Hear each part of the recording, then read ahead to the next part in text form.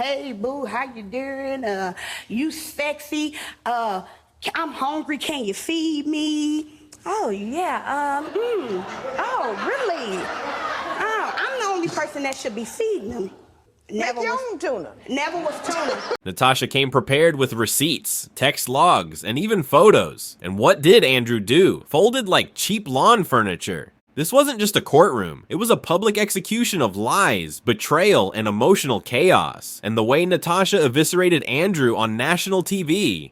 You'll want to buckle up and subscribe now for more unfiltered courtroom breakdowns like this one. It all started with what should have been a simple work-related favor. Andrew Franklin is a repo man. He finds and collects cars. But according to Natasha, that's not all he's collecting. She claims he cheated numerous times, including one instance when he said he was helping a cousin out of town, but she later discovered it was a cover for seeing another woman. And it gets worse. She forgave him once, even twice. After the second cheating incident, she laid it out. You either going to get it right or I'm leaving. He promised he would never do it again. That promise, broken. Natasha says she stayed because she loved him, but his actions painted a different picture. One of manipulation masked as business trips, and betrayal disguised as flirtation tactics. When Andrew finally spoke, his defense was weak, almost laughable. I have never cheated on Natasha.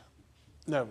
Even when I went out of town, that was, I'm gonna say, a business thing. Nothing went on. He then tried to justify the texts, the "Hey boo" and "Can you feed me" messages, with the tuna defense. My friend of mine, she made some good tuna, so I asked her, can she make me some tuna? Tuna? That's the hill you're dying on? The court was stunned. Judge Toller even cracked, "Even I can make tuna." Instead of denying flirtation, he claimed ignorance. "She called me boo. I can't control that."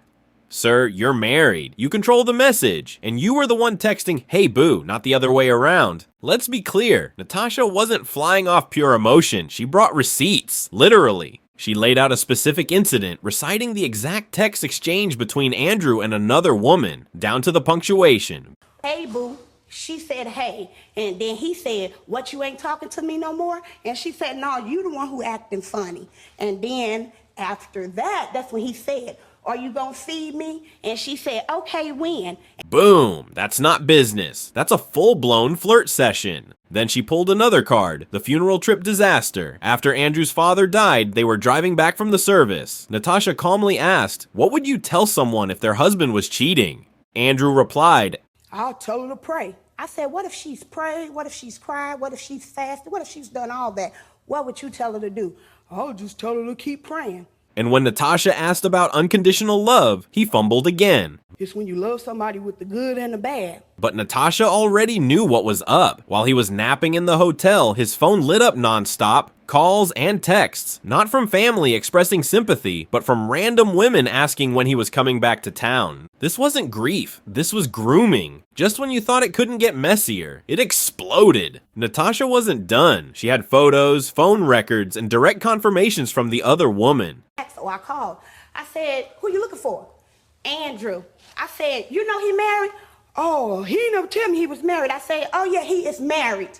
So, you know, of course, they start running it down, telling me everything about what he's done, where they've been. She wasn't speculating, she was verifying. Natasha wasn't snooping, she was investigating. And then came the twist. Not only was Andrew taking this woman out to eat while Natasha was at work, he even fixed her garage and took a mattress she gave him to his mother's house.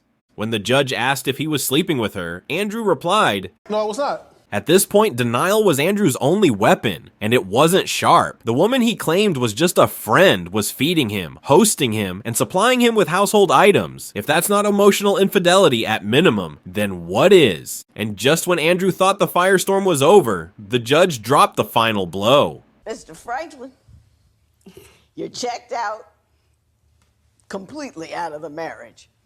I think you probably have been fooling around. I think she's caught you a couple of times, but you're going to be like that song, you know? It wasn't me. Natasha sat stone-faced, calm, prepared. Ever since we've been married, I have did nothing but financially supported him in all of his crazy adventures.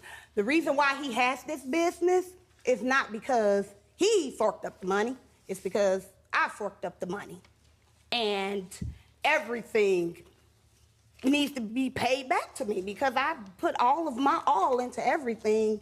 And then when he did get the business, he didn't put that $12,000 in marital debt. She wanted him to take all of it. Plus, she demanded an additional $500 for the business she helped fund, a business that only bears his name. Andrew, stunned, responded, That money didn't come from her pocket.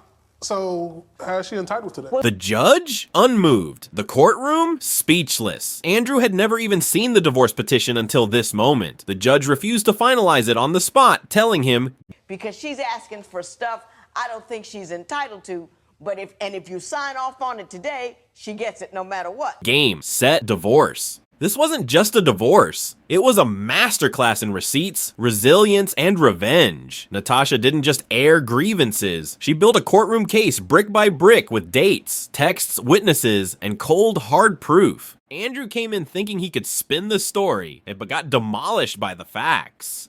If this doesn't make you check your partner's tuna requests, nothing will. Like, subscribe and hit the bell for more wild courtroom throwdowns. Because next time, it might just be your texts on trial.